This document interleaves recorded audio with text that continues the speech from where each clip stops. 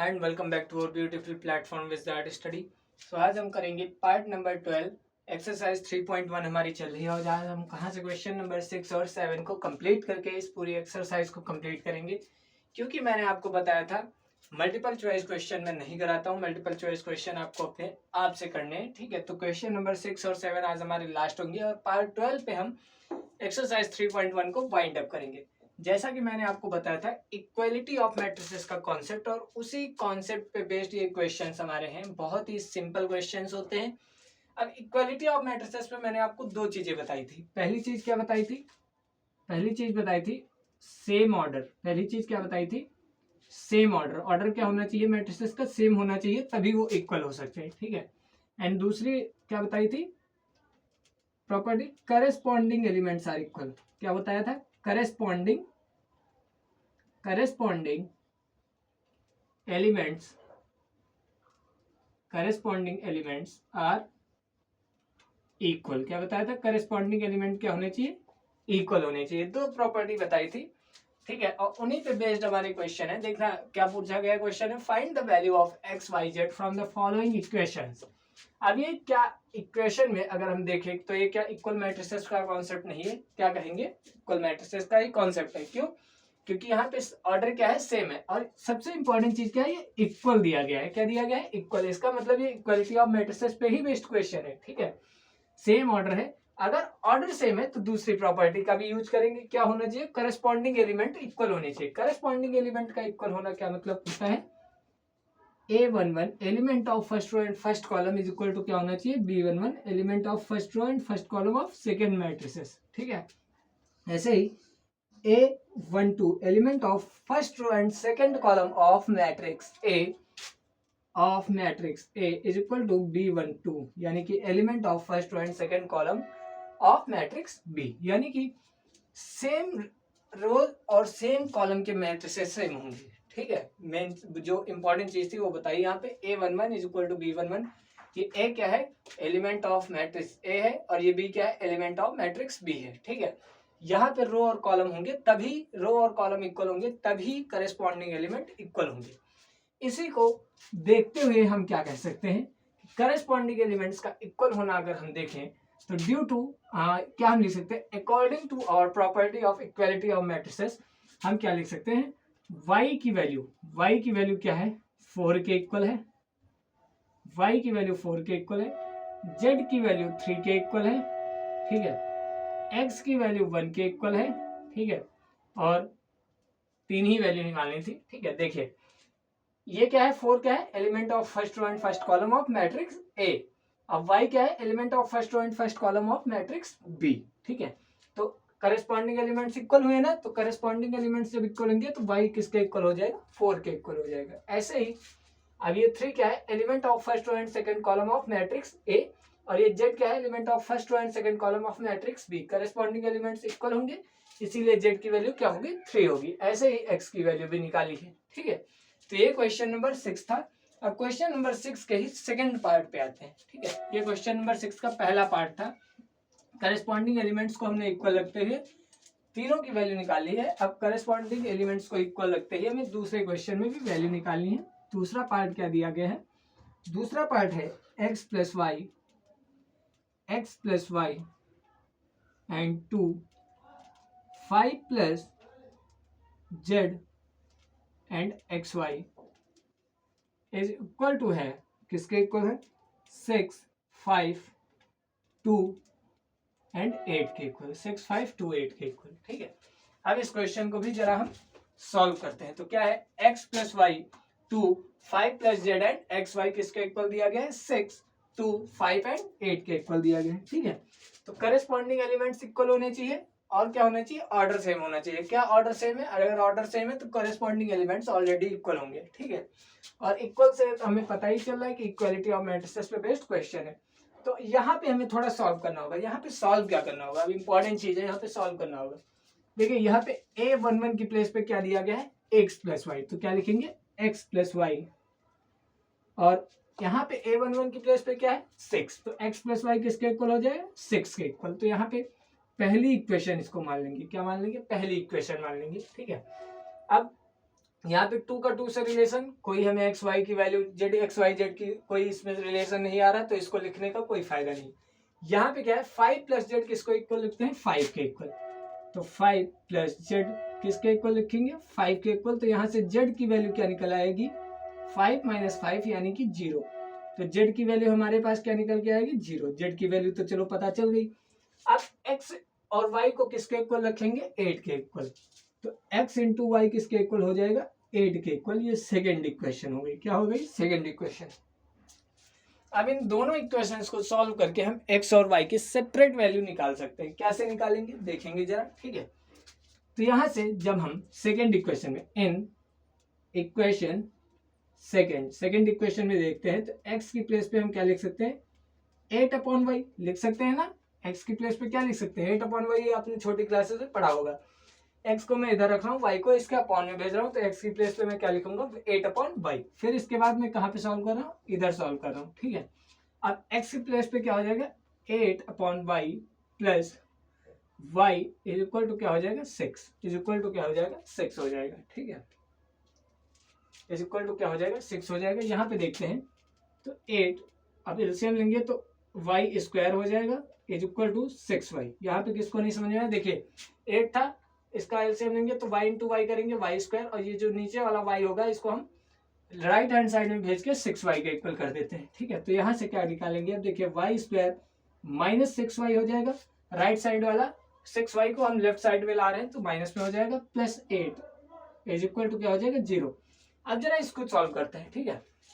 अब जरा इसको हम सॉल्व करेंगे तो 8 को हमें ऐसे ब्रेक करना होगा कि उनको अगर हम जोड़े घटाए तो क्या आना चाहिए 6, और मल्टीप्लाई करें तो क्या आना चाहिए 8। तो 4 टू जा कितना होता है 8 होता है, ठीक है। तो Y square minus 4y minus 2y plus 8, क्या मैं ये लिख सकता हूँ, आप कहेंगे भैया लिख सकते हैं, ठीक है। y से यहाँ पे कॉमन ले रहे हैं तो y माइनस क्या हो जाएगा 4 हो जाएगा, ठीक है। और माइनस 2 यहाँ पे क्या ले रहे हैं कॉमन ले रहे हैं, तो y माइनस क्या हो जाएगा 4 हो जाएगा इज इक्वल टू 0। तो y माइनस 2 y माइनस 4 क्या हो जाएगा हमारी निकल के आएगी, एक y की वैल्यू क्या निकल के आएगी 2 निकल के आएगी, और एक y की वैल्यू क्या निकल के आएगी 4 निकल के आएगी। यहाँ आपने क्वाड्रेटिक इक्वेशन का हमने यूज किया है, क्वाड्रेटिक इक्वेशन आपने छोटी क्लास में पढ़ा होगा, ठीक है।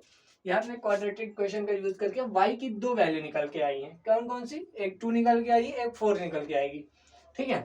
अब क्योंकि हमारी y की दो वैल्यू निकल के आई है तो दोनों वैल्यू हम अलग सेपरेट रखेंगे और x की भी दो वैल्यू निकाल के लाएंगे, ठीक है।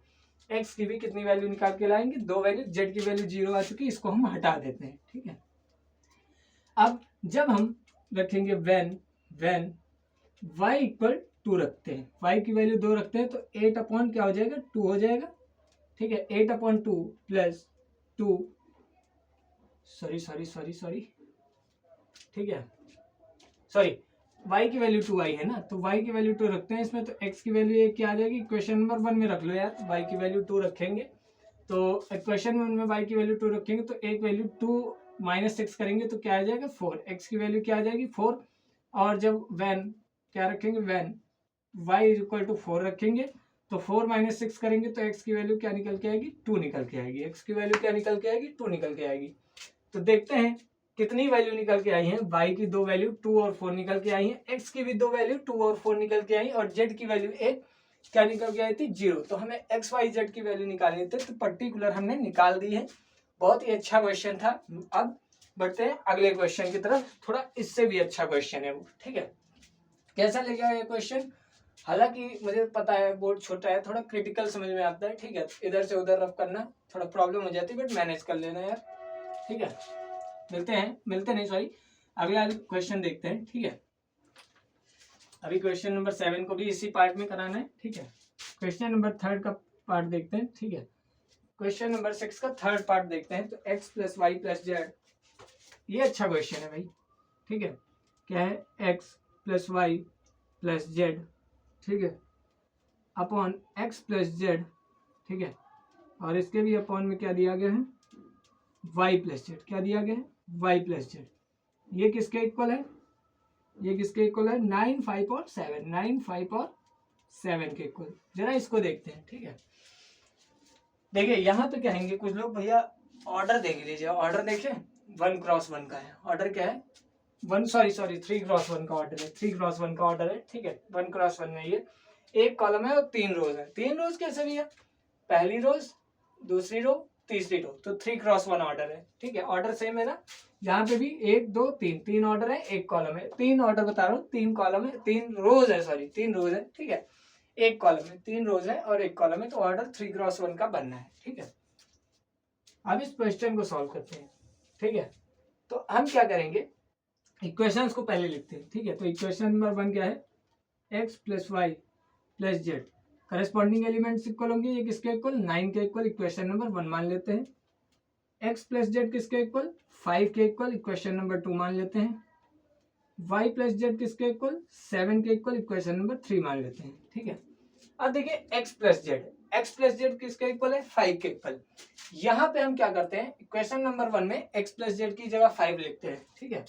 तो इन इक्वेशन नंबर 1 क्या करेंगे, y प्लस x और z की प्लेस पे, x प्लस जेड की प्लेस पे क्या लिखेंगे, 5। तो y plus 5 is equal to 9। यहाँ से y की वैल्यू क्या आ जाएगी, 4 आएगी। y की वैल्यू क्या निकल के आएगी, 4। मैंने क्या किया है, इक्वेशन नंबर 2 को इक्वेशन नंबर 1 में पुट किया, इक्वेशन नंबर 2 को इक्वेशन नंबर 1 में पुट किया है। तो x प्लस जेड की प्लेस पे मैंने 5 लिखा है, तो y plus 5 is equal to 9 और यहाँ से y की वैल्यू क्या निकल के आई, 4। अब जो y की वैल्यू हमारी 4 निकल के आ गई, इक्वेशन नंबर 3 में रखते हैं। इक्वेशन नंबर 3 में इसको पुट करते हैं, पुट इन इक्वेशन नंबर 3 में पुट करते हैं, ठीक है। तो इक्वेशन नंबर 3 में जब पुट करेंगे तो 4 plus Z is equal to क्या हो जाएगा, 7 और जेड की वैल्यू यहाँ से क्या निकल के आएगी, 3। जेड की वैल्यू क्या निकल के आएगी, 3 निकल के आएगी। जेड की वैल्यू क्या निकल के आएगी, 3। अब जब हमारी जेड की वैल्यू 3 के इक्वल आ चुकी है, तो जेड की वैल्यू जो 3 के इक्वल आई है, अब उसको किससे रखेंगे, क्वेश्चन नंबर 2 में रखते हैं, ठीक है। अब क्या करेंगे, क्वेश्चन नंबर 2 में रखेंगे, पुट इन इक्वेशन नंबर 2, किसकी वैल्यू को, जेड की वैल्यू को इक्वेशन नंबर 2 में रखेंगे, ठीक है। तो x प्लस जेड था, तो x प्लस जेड की प्लेस पे 3 इज इक्वल टू क्या हो जाएगा, 5। तो x की वैल्यू यहाँ से क्या निकल के आएगी, 2 निकल के आएगी। x की वैल्यू क्या निकल के आएगी, 2 निकल के आएगी। तो देख सकते हैं x की वैल्यू 2, y की वैल्यू 4 और z की वैल्यू 3 निकल के आ चुकी है। सेपरेट वैल्यूज निकल के आ चुकी है हमारी x y z की, ठीक है। क्वेश्चन अच्छा था। इक्वेशन नंबर 1 में पहले 2 को रखा, फिर 2 से जो आई वैल्यू उसको 3 में रखा, 3 से जो आई वैल्यू उसको 2 में फिर से रखा, ठीक है। कैसा क्वेश्चन लगा जरूर बताइएगा। क्वेश्चन नंबर 7 पे चलते हैं और इस क्वेश्चन के लास्ट में ही हम क्या करेंगे, इस वीडियो को हम वाइंड अप करेंगे और इसी वीडियो के वाइंड अप होने के साथ साथ एक्सरसाइज 3.1 को भी हम वाइंड अप करेंगे और बहुत अच्छे वे से हम लेक्चर नंबर 12 को हम समाप्त करेंगे, ठीक है। Find the value of ABCD from the equation. Question number 7 क्या है, क्वेश्चन नंबर 7 क्या है, find the value of A, B, C and D from the following equation, following equation, from the following equation. ABCD की value निकालनी है। अब equation क्या है, इक्वेशन को नोट करते हैं जरा, ठीक है। क्या हो जाएगा, a माइनस बी, ठीक है, a minus B 2a plus C, 2a plus C, ठीक है। और ये क्या होगा, 2a minus B, 2a minus B, ठीक है। And then 3c plus D, क्या हो जाएगा, 3c प्लस डी, ठीक है। और ये किसके इक्वल है हमारी, ये किसके इक्वल मैट्रिक्स है, -1 5 0 13, -1 5 0 13, ठीक है, -1 5 0 13 के इक्वल। अब इस क्वेश्चन को सॉल्व करने में कोई प्रॉब्लम नहीं होनी चाहिए, बहुत सिंपल सा क्वेश्चन है, ठीक है। हमें ABCD की वैल्यू निकालनी है। कॉरेस्पॉन्डिंग एलिमेंट्स इक्वल है, मार देते हैं, लोहा गाड़ा में मार देते हैं थोड़ा, ठीक है। चलिए, a माइनस बी किसके इक्वल हो जाएगा, -1 के इक्वल, इक्वेशन नंबर 1 हो गई, ठीक है। 2a प्लस सी किसके इक्वल, 5 के इक्वल, सेकेंड इक्वेशन हो गई। 2a माइनस बी किसके इक्वल, 0 के इक्वल, थर्ड इक्वेशन हो गई। एंड 3c प्लस डी किसके इक्वल, 13 के इक्वल, फोर्थ इक्वेशन हो गई, ठीक है।